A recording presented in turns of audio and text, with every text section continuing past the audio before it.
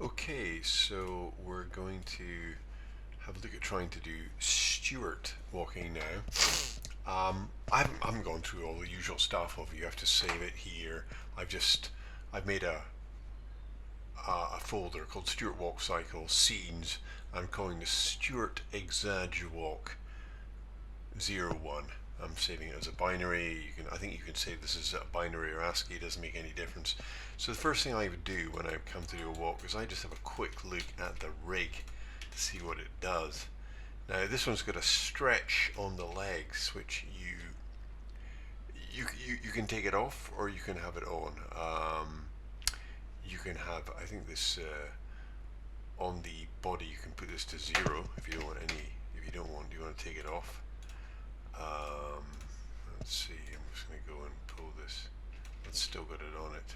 Notice the legs. Where is it? There's a stretchy leg. Look, stretchy leg. I've got it on 1. If I put this on 0, just to show you the difference, and I pull the leg down,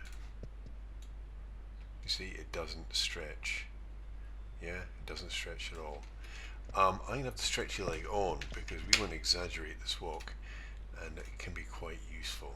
And I'll also have squash stretch on this on as well. The thing is, you have to be slightly careful with these. You don't want to overuse it. It's very good to have squash and stretch when you're doing fast motions, which might give you a bit more fluidity, but you don't want the character to look like a superhero and use it unnecessarily. Okay, so I'm also going to be putting this up. So, like I said, when you come to do walk cycles, often you're going to use video reference, but just because it's easier to show stuff with drawn reference on video tutorials, I'm going to be using drawn reference. Now I'm going to put this file up online so you can reference it. So this is quite an exaggerated marching walk, and we're going to try and get something close to this, and using Stuart. So let's have a look. Right, so the first thing that we do always, other than creating a project and setting our project and saving our first file, is we are going to, well, we can see here that it's very nicely labeled. You have the black drawings, the black pencil drawings. These are the extremes. So you've got one here, you've got the crossover here, and the other foots, and you've got one here. Okay, so this is the same thing, and it's 25 frames. So we're going to make ours 25. So I'll go to the second one and make it 25. Let's make that 25. Yeah. So the first and last frames will be the same. Now, of course, I'm assuming that you've done all the stuff where you go into your general editors, so your settings, preferences, and everything is good to go. So the animation, I've got mine set on auto. I have the timeline on 24 times 1. So I'll use these settings in the meantime.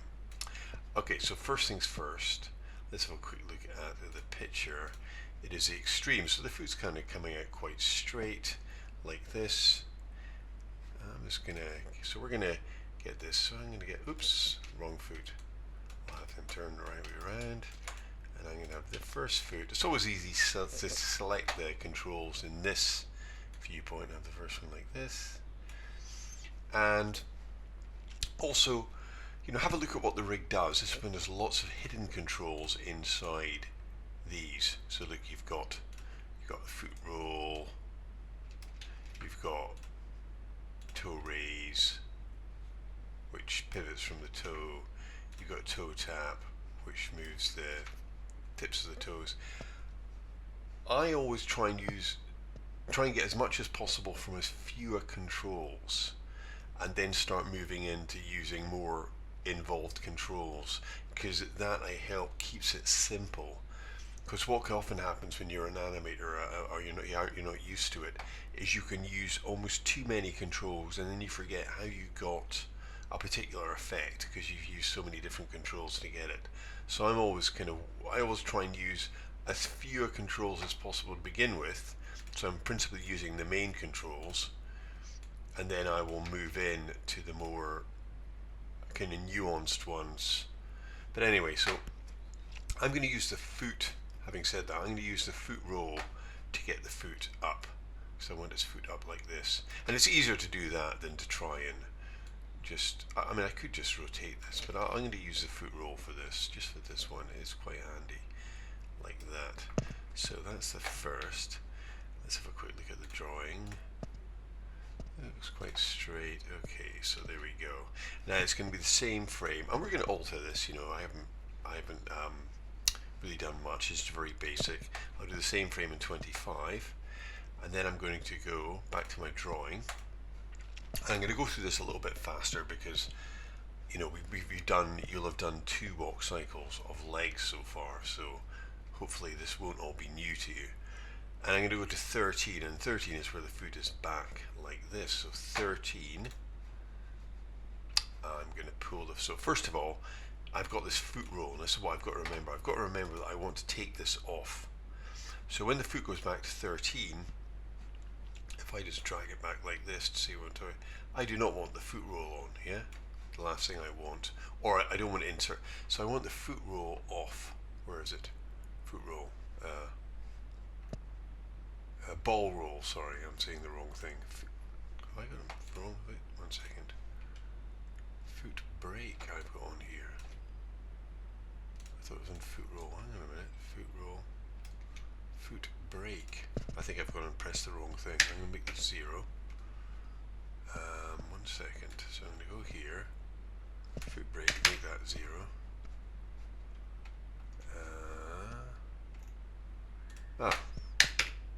Right, I can see. I've already. I'm just going to get rid of these 2 frames. Talking. Cut these out. I'm going to do this again. Okay, so I've got the foot here. Now I'm going to use the foot roll. See, when you're speaking and doing tutorials, it's easy to kind of do the wrong thing. The foot roll, I'm going to pull up a little bit, and to pull it up, I can just click on it, and then I can middle mouse and drag, and look what's going to happen. It's going to come up, middle mouse and drag. So that's my foot roll. Okay, I've got it now. And then I'm going to copy this, and I'm going to, so right click, copy, and then left click, right click, left click, paste. Yeah. So then I'm going to do frame 13.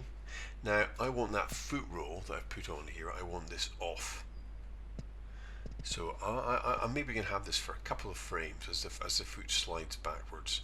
So maybe if by frame 3 I'm going to have the foot roll off completely. Yeah.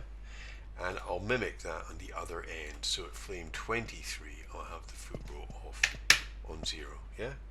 Now if I look at my foot roll, where it's down here somewhere, foot roll, you see, is only on frame 1 for a couple of frames, off, and then 25 and a couple of frames before it's off. Now I'm going to go to frame 13, and I'm going to pull this foot back to the position it should be at 13. This is this frame here. See, its back's kind of slightly bent already, so I'm going to pull this back like so, and I'll show you how to get a bend on this, because this is on stretch just now, so it's not really giving us a bend. So I'm going to have that, yeah, so it doesn't look very good just now, but we're going to work into it. We're going to get this foot working. Okay, so that's the first bit. Right, now we then have a look at what happens after frame 13. So we've only used 2 controls so far, there's nothing else going on. Actually on 13, before we do this, on the 13 we want to try and get this shape here, you know, the kind of bending shape. We don't want the foot flat on the ground. So if I take the foot roll again on 13, I'm going to crack this in the opposite. Actually no, that doesn't work. That's not the right control. Okay, so I'm not going to bother with that. I'll look at some of the other controls. Let's have a look at, there'll be another control that works as foot brake. We'll try that. What does that do? No, it's not that one. Toe raise, toe tap, ball twist, foot roll, foot brake, toe raise, toe tap, toe twist, heel twist. What does foot brake do? No, not that one. Let's try foot roll again. But I want the toes to stay on the ground. Toe raise.